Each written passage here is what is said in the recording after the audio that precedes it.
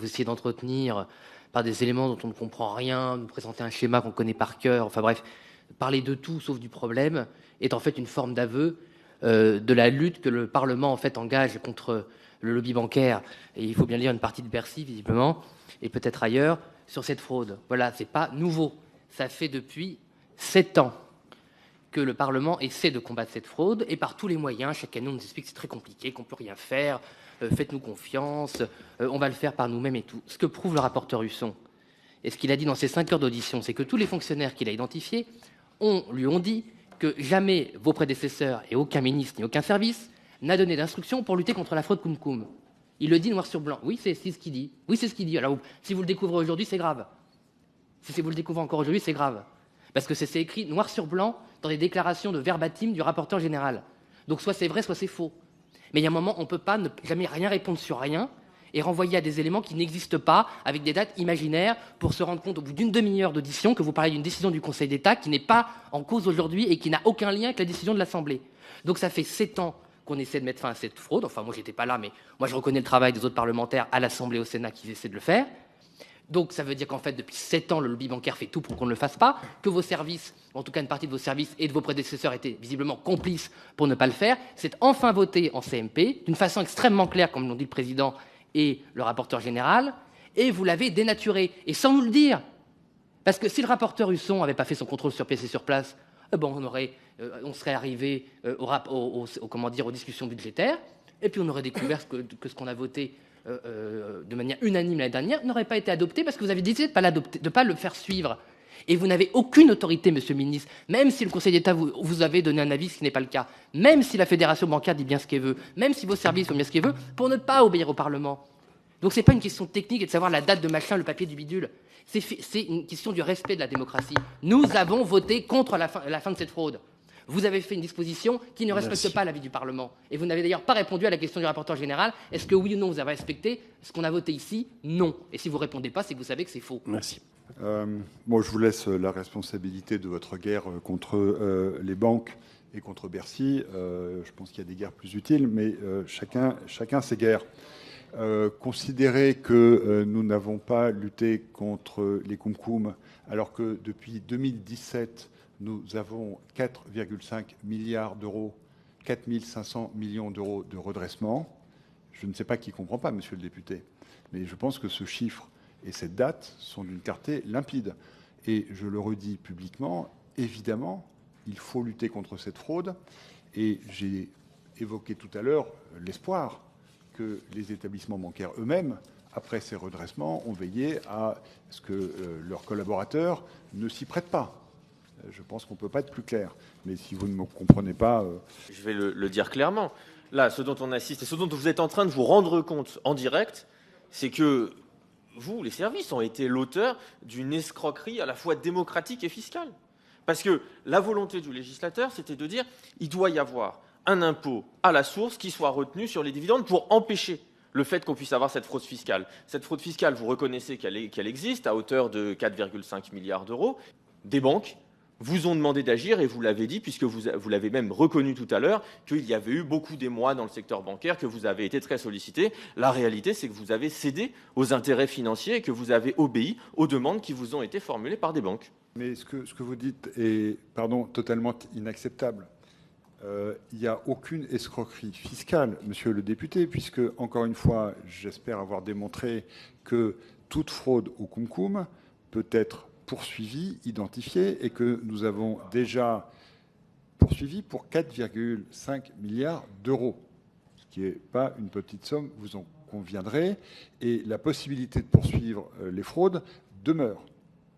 Donc, il n'y a pas de novation sur ce point. Vous nous avez parlé des redressements qui ont été faits. Effectivement, il y a eu une lutte contre la fraude. Et je souhaiterais savoir combien ont été recouvrés, année par année, à partir de 2017. Monsieur le ministre. Madame la députée, je suis vraiment désolé parce que j'ai l'impression que vous n'avez pas écouté ce que j'ai dit. Mais alors, je vais le dire. Alors, quand vous dites que rien n'a été fait pour circonscrire cette fraude, je veux d'abord vous dire qu'une fraude, par construction, c'est quelque chose qui est contraire aux lois de la République. Donc, il n'y a pas besoin Une fraude est illégale, et dès lors qu'elle est illégale, elle peut être poursuivie, ce qui était le cas, puisque... Mais pardon, madame. Chut, non, Christine, allez-y. Oui, mais madame, d'accord, monsieur le ministre. écoutez, alors, ce que je vous dis, c'est en 2017 que nous avons commencé les premiers contrôles. Donc, cette loi est utile, mais elle n'était pas indispensable. La preuve, nous avons... Madame la députée, si vous m'écoutez, parce que après vous allez me dire que vous n'êtes pas d'accord, ce qui est possible, mais je préfère que vous écoutiez. Comme ça, vous ne serez vraiment pas d'accord. Nous ne laissons pas filer les milliards, madame. Vous pensez que dans la situation actuelle, on regarde tout ça comme on regarde passer les trains. Ça n'est pas exact. La formulation que j'ai décidée n'est pas favorable aux banques. Les banques n'étaient pas d'accord non plus. Et d'ailleurs, franchement, arrêtez de penser que Bercy ou ma personne soit favorable à qui que ce soit. Nous dirigeons le pays dans notre responsabilité, en équité, dans le sens de l'intérêt général, et penser que autre chose nous guide est une insulte, en tout cas que moi je ne me permettrai pas de vous... Au final, vous avez appliqué un texte de loi qui correspondait à un sous-amendement proposé par un ministre qui a été battu par l'Assemblée nationale. C'est ça qui a été adopté. Vous nous avez expliqué que vous l'avez fait parce qu'il y avait eu un avis du Conseil d'État. Vous arguez la modification sur l'avis du Conseil d'État. Je lis le résumé qu'a fait Jean-François Husson de cet article 26 bis. Le texte tire les conséquences de l'avis du Conseil d'État rendu le 27 janvier dernier, après que le gouvernement l'a saisi sur ce dispositif, et vient plusieurs précisions qui le rendent compatible avec l'avis du Conseil d'État. Autrement dit, l'avis du Conseil d'État, en réalité, le texte qui a été fait était fait de telle manière qu'il était compatible avec l'avis précédent. Et il ne contenait pas le sous-amendement. Donc au final, ce que Bercy a fait, c'est qu'il n'a pas appliqué la loi que nous avons votée. On va dire à ce qu'on voudra. Mais le petit problème là-dedans, et c'est ce qui est difficile à entendre pour le législateur, c'est que, au nom d'une efficacité, vous avez contourné sur certaines dérogations la non-application de la retenue à la source, qui avait été le sous-amendement prévoyait des dérogations qui ont été battues. Ah oui, ça a été battu. Et donc voilà.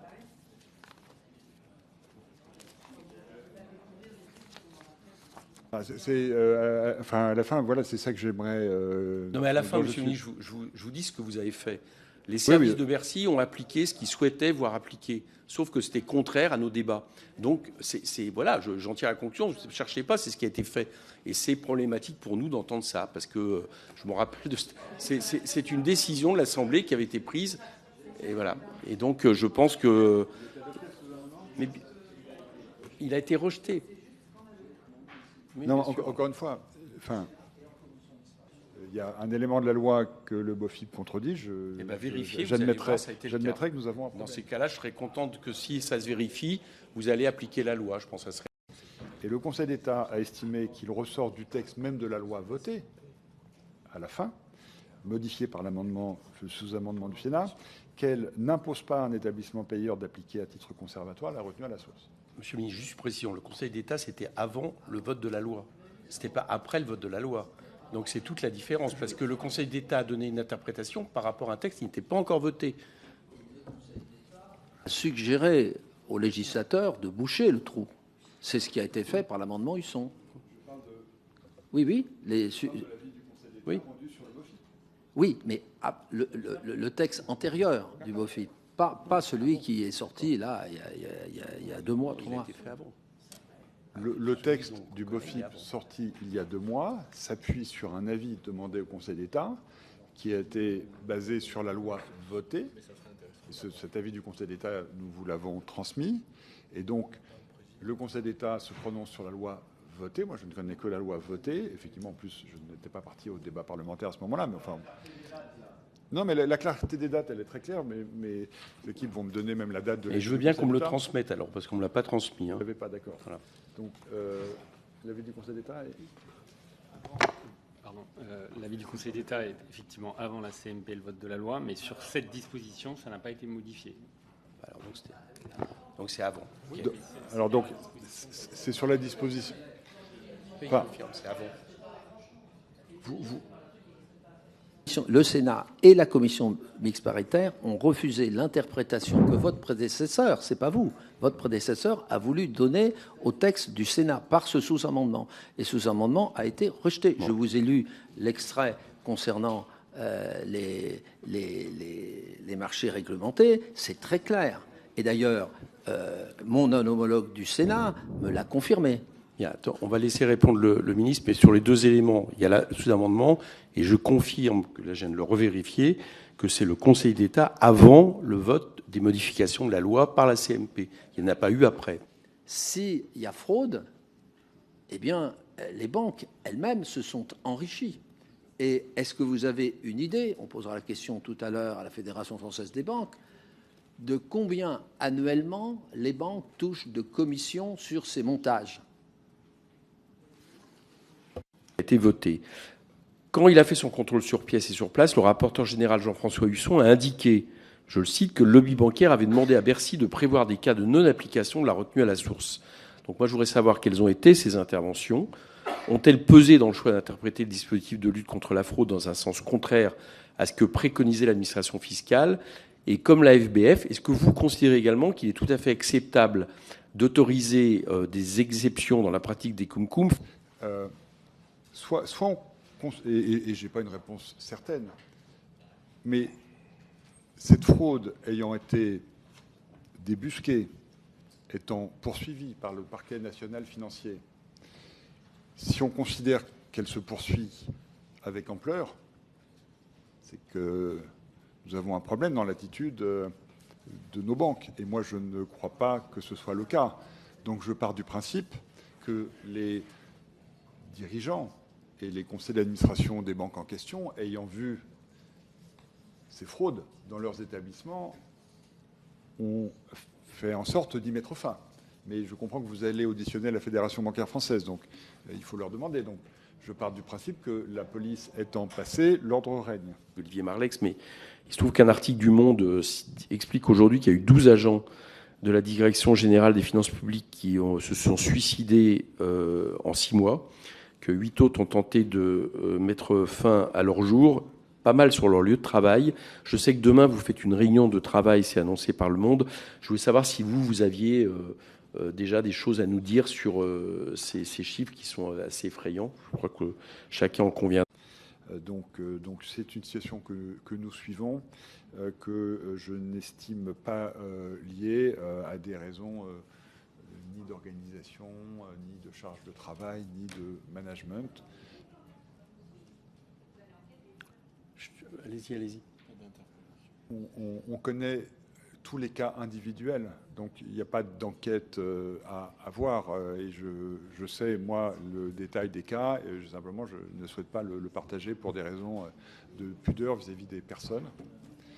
Et dans ces listes de cas que nous connaissons individuellement, je ne décèle pas de lien avec les questions liées à l'organisation ou aux missions de cette direction générale. D'accord. Vous conviendrez quand même que malheureusement, 12 cas plus 6 tentatives en 6 mois, la question puisse être quand même au moins pesée. Juste, ce que dit Le Monde d'une réunion demain à Bercy, c'est exact ou pas là-dessus ? C'est ça que je voulais savoir. Oui, il y a une réunion à Bercy. Merci. Encore une fois, c'est un sujet que je suis... Enfin, c'est pas un sujet, c'est une situation que je suis personnellement. Et encore une fois, je me suis entretenu avec la direction.